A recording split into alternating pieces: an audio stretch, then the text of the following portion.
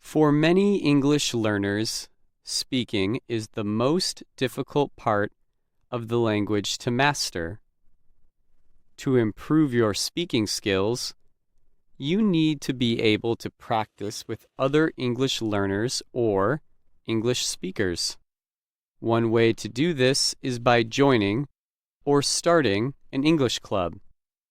In today's education tips, we discuss how English clubs can be helpful to your language learning process. This is part 1 of a 2-part series on English clubs. In this episode, we offer advice for how to start and organize an English club. In next week's episode, we will suggest some fun and educational activities for your club. There are many reasons why English clubs can help learners of all ages and levels improve their English. The most important reason is that they offer learners a chance to practice English by actually speaking it. There are other advantages too. English clubs are less formal than a classroom setting.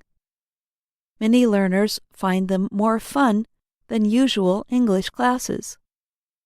They also let learners practice English in more real-life situations. This can increase a learner's desire to practice and learn on their own. Bonnie Norton and Ernst von Glasersfeld are learning theory experts. They say that using a language in authentic situations is very important for learners. So is being motivated to practice and improve, they say. Now that you understand some of the benefits of an English club, let's discuss how you can create your own club. The first step in starting an English club is to find club members. There are different ways to do this. If you are a teacher creating the club for your students, then the easiest way is to put up signs in classrooms advertising the club's first meeting. You can also pass around a sign-up sheet in classes. If you are trying to start a club at your place of work, you can advertise your club by sending an email around to coworkers. You can also put up signs about the club around the workplace. If your club is open for anyone to join, you can use the internet to find members. Websites such as Meetup or Facebook are great places to announce club meetings and communicate with members. Next, you must find a place for your club to meet. This step is very important. The location of your club will affect how many people come to your meetings. It is important to consider several things when choosing a location.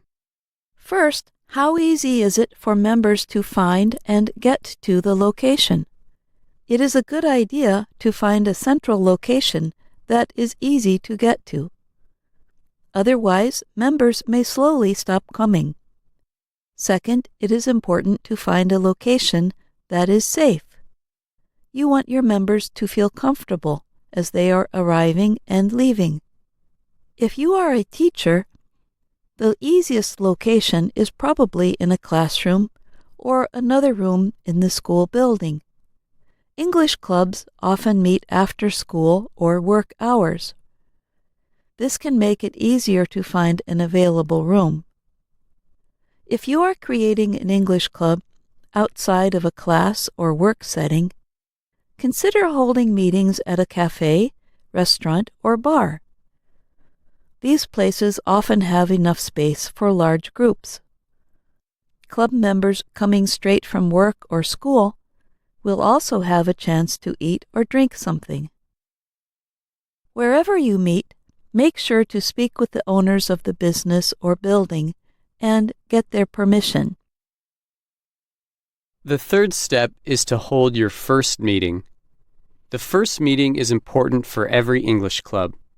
It is a good idea to use the first meeting as a chance to talk with members about logistics. This includes how often and where the club will meet, whether or not there will be membership fees, and how the club leadership will work. Club leadership is one of the most important parts of starting an English club. If you have a good system of leadership, your club has a better chance at lasting. If your club is small enough or more informal, sometimes all you need is one person to lead the club. The main responsibility of the one leader is to organize and lead the meetings. The leader also must communicate information to club members. However, if your club is large, it is a good idea to have a group of people that can help run the club.